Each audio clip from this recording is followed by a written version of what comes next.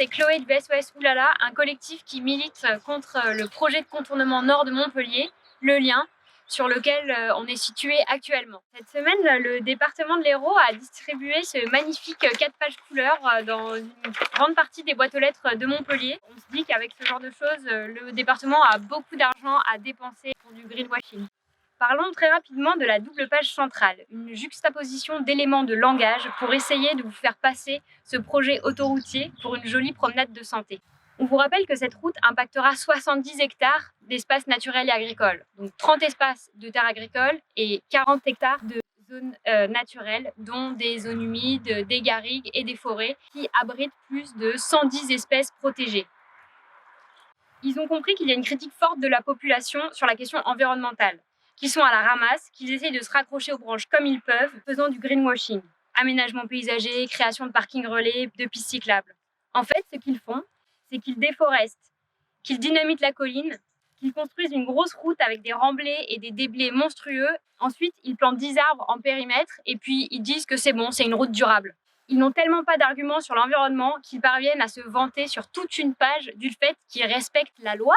Encore heureux qu'ils respectent la loi. Au fait, respect de la loi et respect de l'environnement, c'est différent. Par exemple, il est tout à fait légal dans ce projet de détruire l'habitat du rôlier d'Europe, et pourtant, c'est pas respectueux de l'environnement. Bref, attaquons-nous à la partie la plus croustillante dans laquelle le département nous accuse de propager des fake news.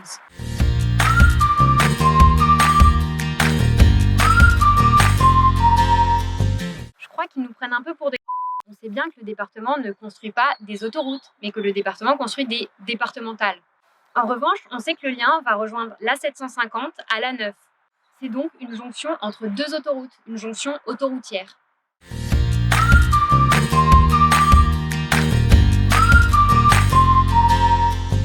Encore une fois, on n'est pas des idiots. On a remarqué que ces deux projets ne sont pas portés par le département de l'Hérault. En revanche, ces projets sont à moins de 3 km des échangeurs du Lien. Ils profiteront donc de cet aménagement.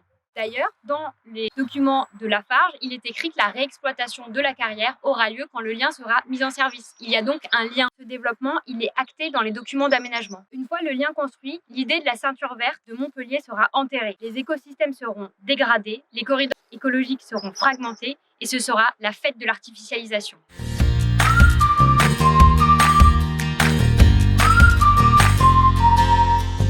Encore une fois, ne nous prenez pas pour des imbéciles. Il est entendu que le projet ne sera pas responsable de l'extinction planétaire de la loutre et du lézard ocellé, mais portera atteinte à des individus de ces espèces protégées. Alors oui, le département a recensé 109 espèces protégées. Faites pas comme si c'était une politique volontariste, parce qu'en fait, c'est obligatoire, ça s'appelle une étude d'impact. Mais des scientifiques ont montré que 8 autres espèces protégées seront impactées. Le code de l'environnement est catégorique, il est interdit de les détruire sans dérogation.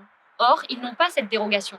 Ensuite, il nous parle de compensation écologique. Et là, il y a tellement de choses à dire qu'on vous fera une vidéo une autre fois, c'est promis.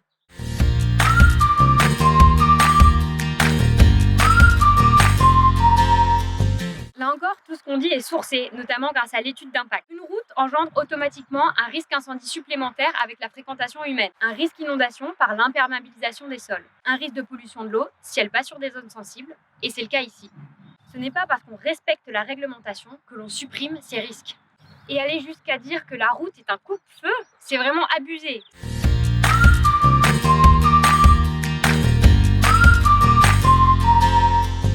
Le projet est parfois vendu comme une solution miracle pour réduire la pollution à Montpellier. Ce n'est pas régler le problème de la pollution que de la déplacer. Pire que ça, la création de routes induit du trafic et encourage l'usage de la voiture, générant ainsi plus de trafic et donc plus de pollution. Voilà pour les fameuses fake news. On espère vous avoir convaincu qu'il faut vérifier plusieurs fois les informations du département.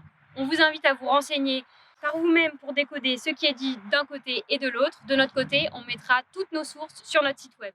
Merci beaucoup d'avoir regardé cette vidéo. On vous invite à partager un maximum sur Facebook, sur Twitter et surtout à venir nous rencontrer dès que ça sera possible.